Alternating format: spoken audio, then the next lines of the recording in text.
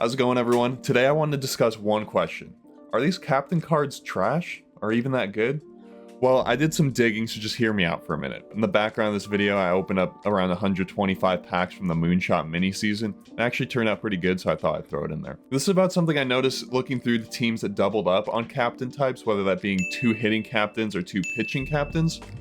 In the content update live stream, they emphasize how nice it is to replace that 85 with a 91 in your lineup, but with the kind of boost that these new Color Storm cards get, I'm arguing that it's better to have both cards in your lineup, but to keep the original boost from the 85 card and to just put it at the bottom of your lineup.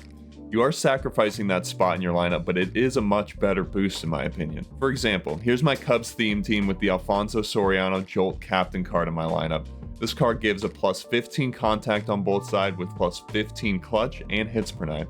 A great boost that does a great job at balancing out contact ratings on each card, making more cards usable and effective. Boosting contact and clutch tremendously, which in my opinion are the most valuable attributes for hitters when playing competitively. Looking at this new Nico Horner captain, it boosts power versus right, plate vision, and fielding ability. And yes, that could be useful in some cases, but I'd much rather have a boost that improves hitting on both sides and clutch, which is a much more valuable stat than fielding in my opinion. Just look at the difference in attributes when the 85 Jolt card versus the Color Storm card.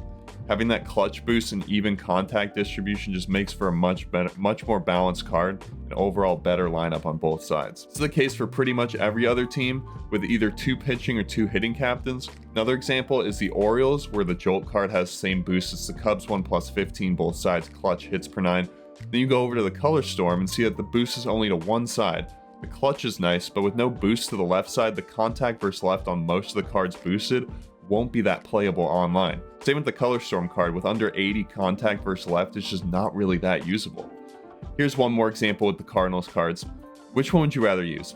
Plus 15 contact both sides, clutch, and hits per 9, or plus 15 power right, plus 8 fielding, plus 8 speed, and plus 15 walks per 9. Walks per 9 being a much less useful stat than hits per 9 in my opinion. I know you have to have that Edmonds stuck in your lineup, but the boost that he gives to not only the entire team, but to this new Victor Scott card is even better than the Victor Scott boost that the card gives to itself. With its low power anyway, I'd much rather have the contact and clutch boost over the power. There are 2 sets that you may favor the Color Storm over the other first one though. Miami and Toronto both exchange contact ratings for power, and the Miami one boosts plus 10 speed over the clutch boost. Those are more even and can be justified in using the new boost depending on your preference to power versus contact. Kind of see what I'm getting at here? Don't get me wrong, I really do like this promo, and I like all the new cards that we got, but in my opinion, with the teams that double up on those position captains, I think that adding the Color Storm to your lineup, but then sticking with the 85 captain boost is the best way to go if you're rocking a theme team. And even with that low overall card stuck in your lineup, I think the boost that you get from it over the Color Storm just vastly improves your entire lineup more than the Color Storm card does,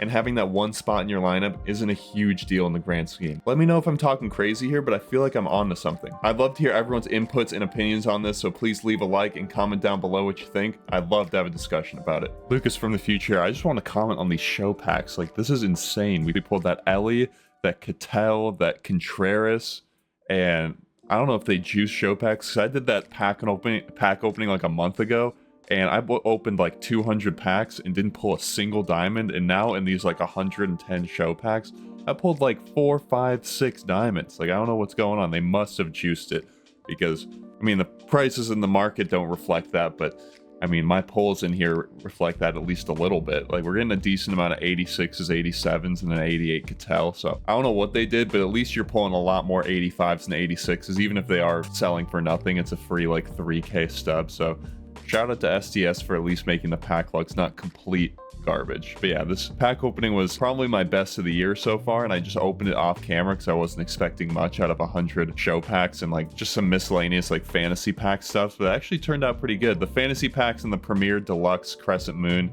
weren't the best. I just kind of got the base round on all of those, but overall made a decent amount of stubs. Had a fun pack opening. Just seeing that diamond pack animation's a lot of fun. So thought I'd jump in because I also wanted to ask you if you've had better pack luck lately, because at least with show packs I've had some amazing pack luck.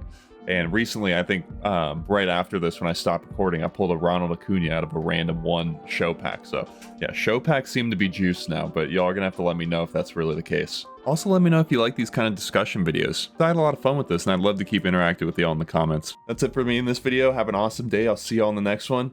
Peace out.